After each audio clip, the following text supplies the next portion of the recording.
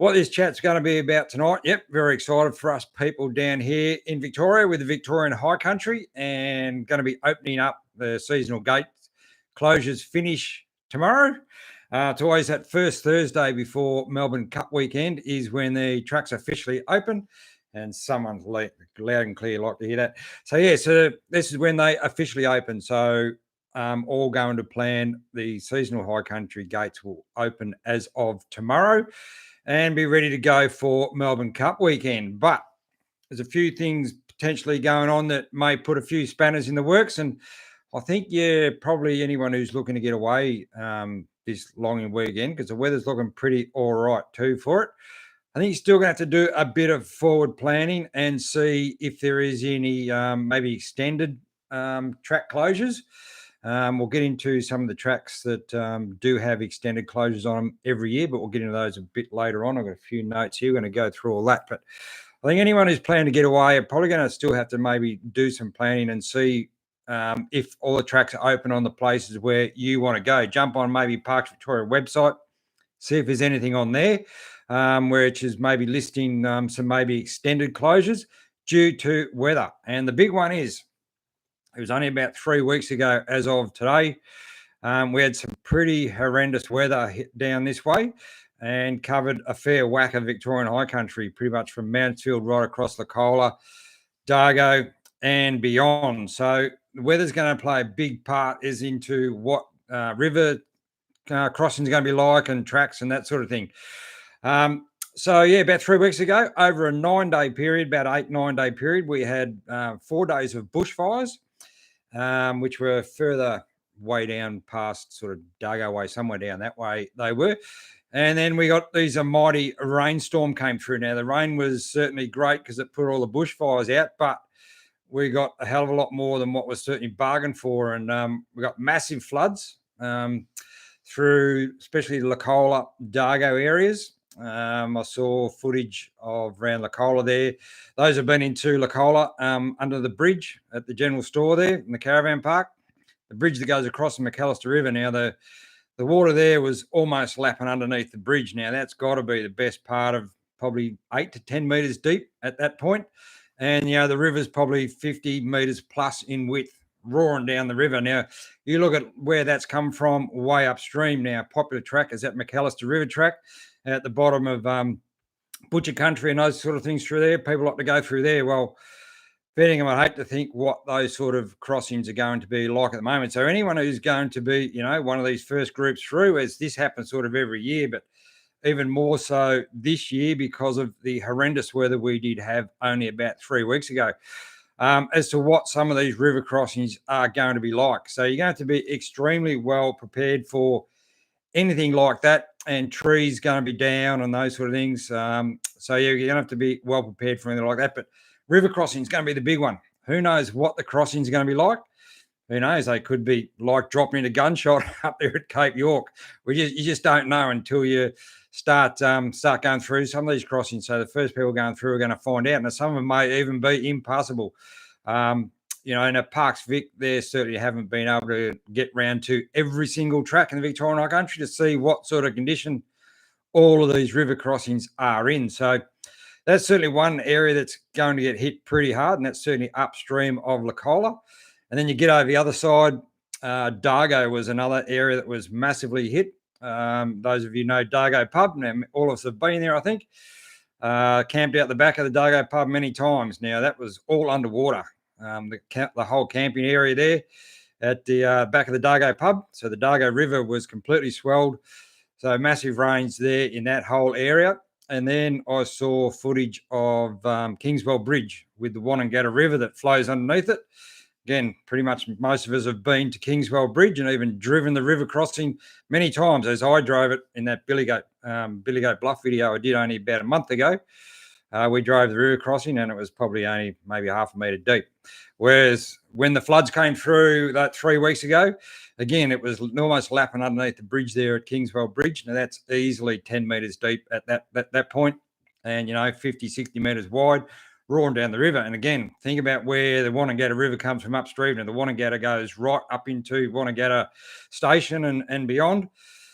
So, there's a lot of river crossings going to play a big part. Crooked River, all those sort of things, the 20 odd river crossings out of Talbotville. Who knows what they're going to be like? There could be, some of them could be impassable, even just with debris. There's still going to be a lot of debris around, big trees, that have been washed downstream, could be across river crossings.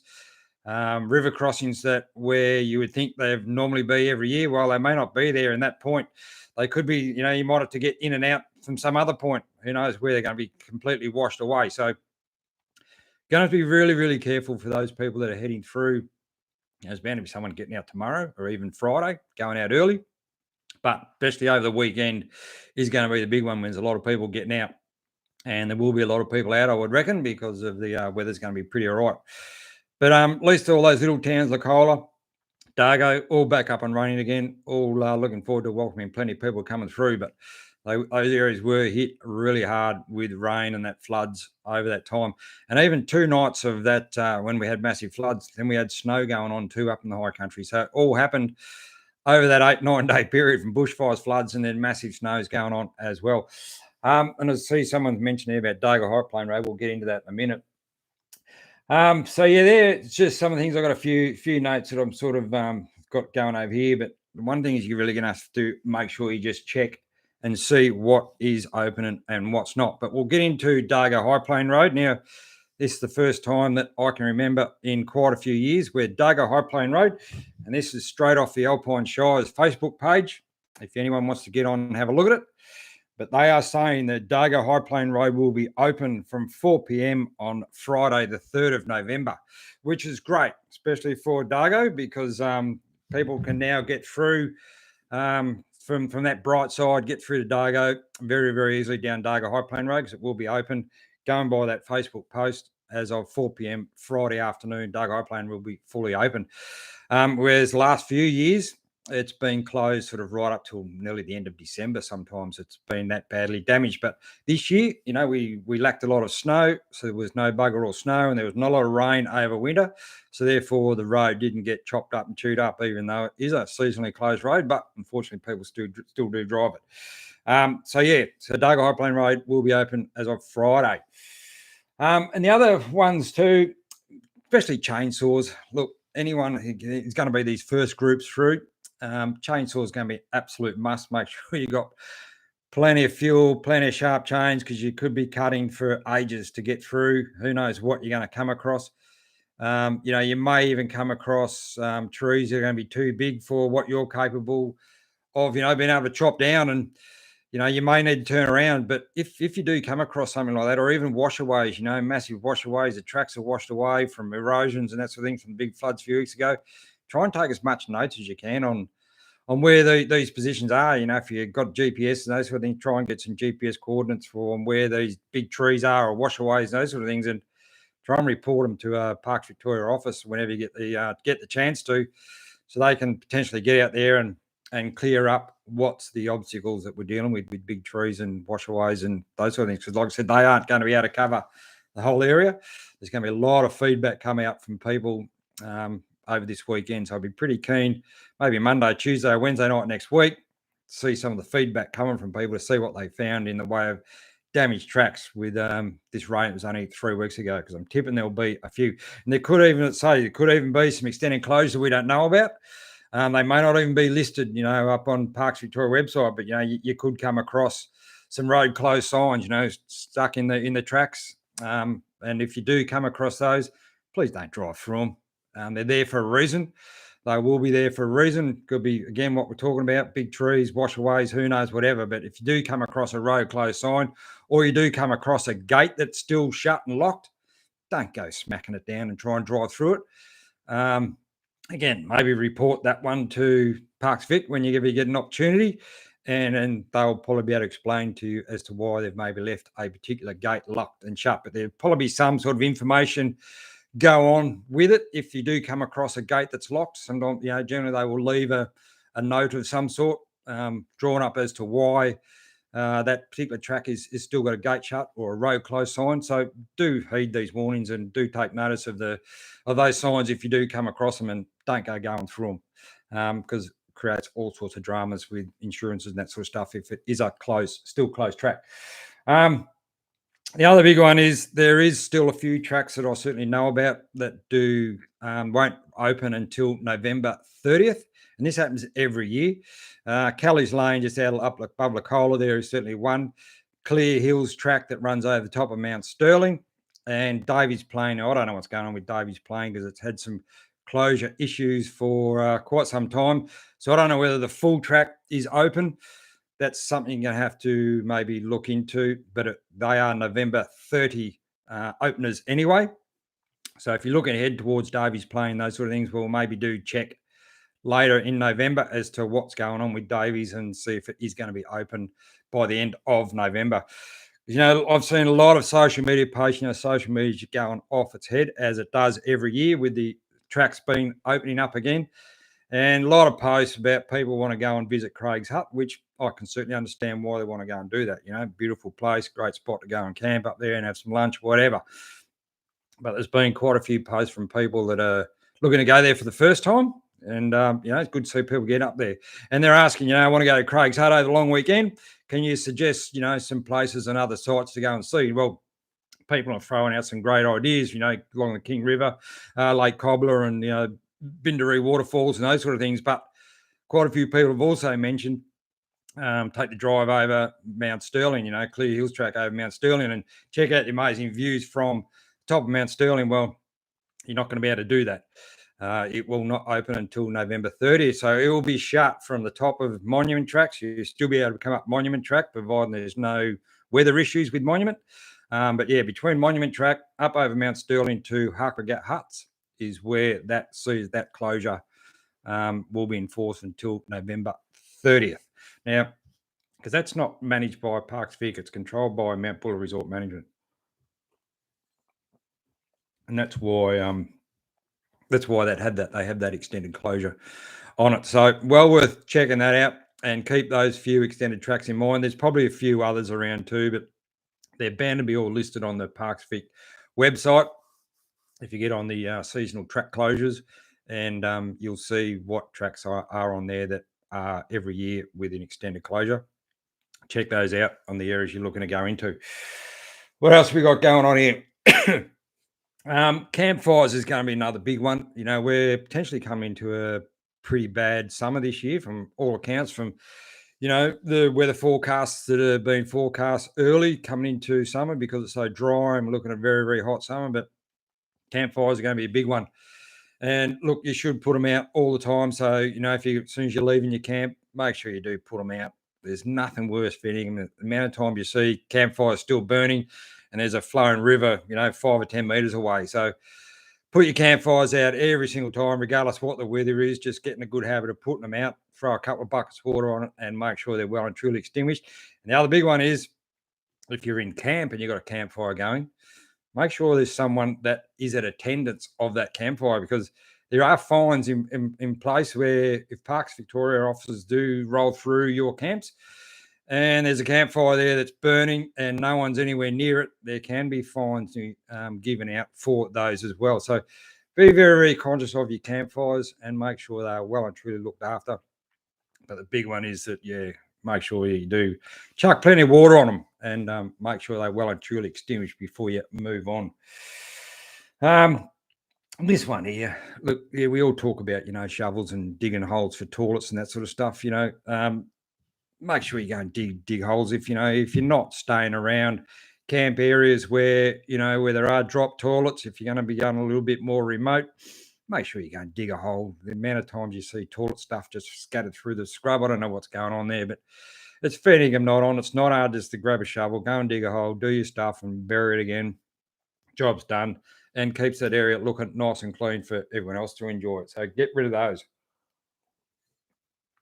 And if you do, especially if you're staying in one of the, some of the busier, more popular, closer in sort of camp areas, if you see Parks Vic, rangers rolling through, go and have a yarn to them. I find them, they're great people. Always found them very, very helpful. Go and have a yarn to them. And there certainly a wealth of knowledge as to what's going on and what weather conditions are potentially coming up. They might have some track information for you that you don't know about, river crossings and those sort of things. So well worth going to have a chat with those guys if they do come through your camp and if they do stop for a bit. going to have a yarn to them. Well worth having a yarn to them for sure. Must be the other one got damaged when I've had this hat for ages. This isn't a new hat at all. Had it for ages. And take your rubbish home. Yeah, look, and take your rubbish home. Yeah, look, it's not hard. You probably walk further from the supermarket to your car than what you got to do from your car to where you're camping to, put rubbish in your back of your car and take it back home. So make sure you take it back home and put it in your bins when you get back home. Don't go scattering all rubbish and leaving, especially rubbish in campfires and those sort of things. Make sure you put them all out and take your rubbish back home with you. Food scraps and that sort of stuff. If you don't want any wild dog situations, rolling through your camps, well, don't leave any food scraps lying around. Don't give them a reason to hang around. So, get rid of all food scraps and those sort of things. And any food of night time, make sure it's all truly all locked up. And the other big thing too going on which has already been some early sightings going on already, and that's snakes. Now there's been quite a few snake sightings already. We've had pretty dry winter, and they'll be out of hibernation now, and certainly well and truly getting ready for their summer time where they're going to be at most active. And been quite a few out and about already, and the places where you're certainly going to see them hanging around is anywhere if you're camping near rivers. Those and riverbeds, rocks, and those sort of things. Snakes love sunbaking on hot rocks and water. Great combination for snakes. So be extremely careful if you're camping anywhere near those. And, forget those warm, sunny days that are going to be going on over the weekend and certainly going into summertime. So snakes are going to be a big one, and make sure you got your snake first aid kits and all that sort of stuff and know how to use them. So I wonder where everyone's going to go. Yeah, dump them, bury it and burn it. That's not a bad one too. G'day, Philip. He's dropped in from New Zealand, mate. That's unreal. I was heading for New Zealand almost this time last year when I went and hiked on Milford Track over there. Great trip. Thanks for dropping in tonight. Simple. Don't be disgusting human. Yeah, look, get rid of it all. Peter, how you going there, mate? Sorry to be late. That's all right. Farming worms, and you're getting worms ready for the fishing. Few snakes down on the Crooked River. Yeah, look, there'll be certainly plenty of snakes getting around. That's for sure. It'd be interesting to know what Crooked River track's going to be like, even though it's not a seasonally shut track. So I'm sure there's probably been people down there already having a bit of a look at Crooked River. But geez, she would have been cranking through there certainly about 3 weeks ago. And so yeah, you're going to have to be really, really careful on what the track conditions are going to be like, and just be very patient, because I'm tipping there'll be a lot of people out this weekend, as mostly generally is on Cup Weekend. That's the last big weekend, long weekend for before Christmas. So a lot of people do like to get out and about this weekend. So make sure, do be very, very conscious of other people who are going to be out and about. So I think we've sort of gone through a lot of the stuff there, but chainsaws is going to be the big one. I'm tipping the first groups through some of these tracks are going to be using their chainsaw quite a bit. And if you've got one of these battery chainsaws, well, make sure you've got a few spare batteries on charge ready to go, because you could be cutting for a fair while going through. Another one where trees do come down a lot, and that's that North Basalt Knob track, where you head up towards Blue Rag and through that grey timber country. There's a lot of trees always come down through there. So, always got to be cutting trees up through that way. So, fair chance going to be a lot of trees down, but I'm going to be really keen to see some of the feedback from people to see what the river crossings are like, because they are going to be the big one, to see what sort of condition they're in. And just imagine that McAllister River track, like there's about 6 to 8 crossings all the way through to where Butcher Country comes down.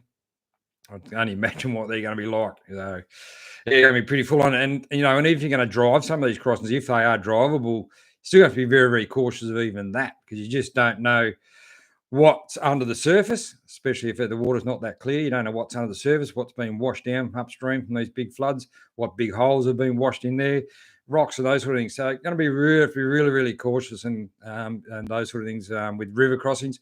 If you can, do the old thing, go and walk across it first. If you're really that unsure and you can't really see the bottom of it, well worth going and have a walk, and because the last thing you want to do is drop into a big hole that wasn't there last year but is there this year. So well worth checking it out. Do some proper stuff. Is the Mount Pinabar Tom Grogan area open? I'm not sure about up through that way. Tom Grogan's open all year round. You can get into the camp area. That's whether you can get in from From the Victorian side, again, I don't know what the river crossing's like, getting across the Murray River there, getting into Tom Grogan. So you could probably ring, maybe check the parks. Maybe Omeo might have a bit of an idea. Or I find the tourist information centre at Cancoban is pretty good for information on that sort of stuff with Tom Grogan and on what the river's like at the Murray River's like getting across at Tom Grogan. So maybe give them a bell. The information centre at Cancoban, very, very helpful. I've found them in the past. Thanks for the info on Craig's Hut. No worries. Yeah, Craig's Hut, it'll be certainly open as far as I know, all going well. Craig's will be open this coming weekend, will be open as of tomorrow. But yeah, just can't do that Clear Hills track until November 30. What tracks are you hitting first?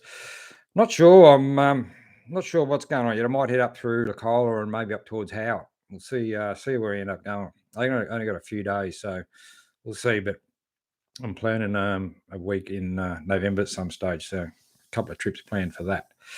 Why did you get out of the brick lane, Chris? Well, I'd had enough, mate. I've been doing brick lane for over 30 years, close on 30 years, and probably one of the decisive things that got me out of brick lane was when I got the opportunity to get involved with Forge of Action all those years ago, back in 2010. So, so I ran with that direction and got out of the bricks after that. But yeah, good years. I really enjoyed the brick lane years. Good fun. What tracks would you avoid this weekend if you were to head out based on traffic conditions? Maybe probably all of them, Shane. They're all going to be pretty full on, and and I don't. And the other big one too is Billigoat Bluff Track. After I drove that 4 weeks ago or something, it's pretty full on at the moment. So that's going to be pretty sought after track. And yeah, who knows what sort of traffic's going to get on that, and what sort of situation is going to happen on Billigoat.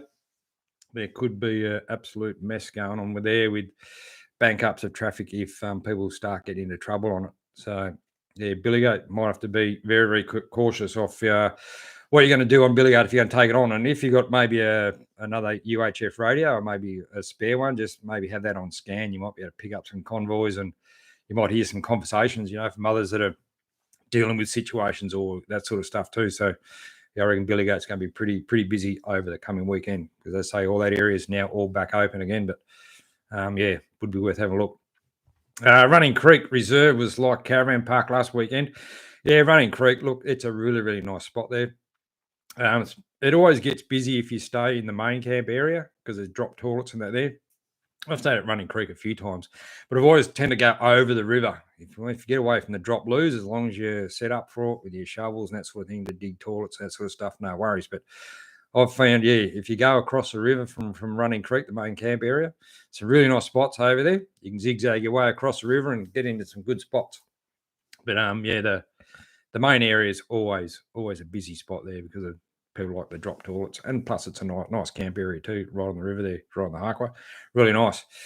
G'day, Mark. There, how you going there, mate? Might see you up the Murray. Avoid the crowds. Yeah, look, Murray could be a good option. Yeah, I'll be going to head up the Murray, and when we're going up there in February for Southern 80, I'll be up at Echuca. So yeah, but Murray could be a good option, mate. And some people often do that. Often say that, we'll head up to the Murray instead of over Cup Weekend, instead of go to the High Country because those reasons. But look, who knows? Who knows? It could be very, very quiet, but I somewhat doubt it. But the weather 3 weeks ago is going to play a big part in it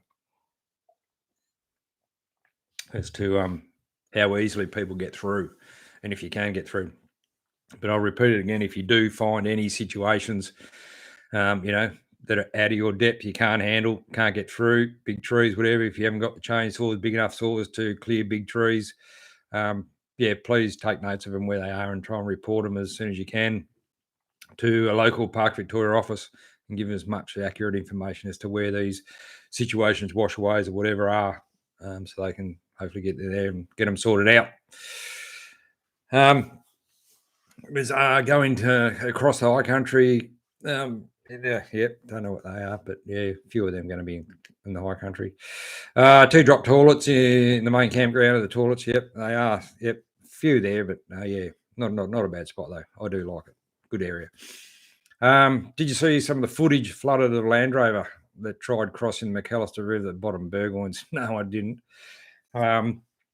I'm not sure when that was, Johnny, where someone tried to get across the McAllister River there at the bottom of Burgoyne's. But yeah, no, I haven't seen it. Hopefully, it wasn't 3 weeks ago when it would have been. Yeah, very, very impassable. How do you think Zika Spur will be looking? Not sure about Zika Spur, mate. Getting down into Wonnegata from there, but yeah, I've heard no reports of it being shut at this stage. But again, it's just going to be trees, and trees are going to be a big one, especially on Zika. It could be a lot of trees down. So, and yeah, it's going to be ready for that one, mate. People wonder why they're closing these campgrounds, because the people are, yeah, look, yeah, a lot of rubbish gets left around, and it's just not on. So take your rubbish home with you, dig your toilets, do all that sort of stuff. Don't leave anything lying around on the surface. Take it all home. Sorry, mate, coming late. That's all right. Did you say Clear Hills Craig's closed till November 30? Correct, Pete. Monument Track, as I say, Monument Track, as far as I know, is open. But yeah, Clear Hills Track there, Pete, will be shut from the top of Monument over the top of Mount Sterling down to where the Huckle Gap huts are. That section is closed until November 30. Now, I don't see why they would open that again any earlier, because, again, there's been bugger all snow. So that's the reason why Mount Buller Resort Management, why they close it. It even shuts on the 1st of May instead of Queen's Birthday weekend, like after Queen's Birthday weekend, like all the other tracks. They close on the 1st of May so they can start getting Mount Sterling ready for cross-country skiers. And then, and that's why they keep it closed until November 30 in case there's an extended snow season, that sort of thing. But because it's been bugger all snow, again, I've not heard of anything as to why it would be open early. So it's probably still going to be the same. But so just bank on it being the same. That it will be shut until November 30. Clear Hills. Just like Cobbler get busy on the weekend, on the opening. Everywhere it's going to be busy, mate. Look, Lake Cobbler, fair chance it will be busy. Look, it's so hard to know, what's going to be busy and what's not. But I'm tipping all the easier places to get to will be fairly full on. So just going to be prepared for it. And look, end of the day, just enjoy it. Just make it for what it is. And even if there's a lot of people around, just just going to get out there and enjoy it and sit around a campfire with your mates and carry on. What a good track from Craig's Hut or Mansfield to Dargo. Oh, I've got a good video on that, which takes you all the way through from Mansfield to Dargo. I did a live chat. Maybe have a look at that one, mate. Cover all the maps, tracks, everything, sights to see. So, Shauno, maybe have a look at that, mate. And it'll give you all the ideas on from Mansfield right through to Dargo. SG track, SC tracks. I'm not sure what that is. People will be. That's fair enough. Brad, there, everyone heading out and about. Just be patient. Yeah, just going to be patient because I'm tipping there will be a lot of people out and about.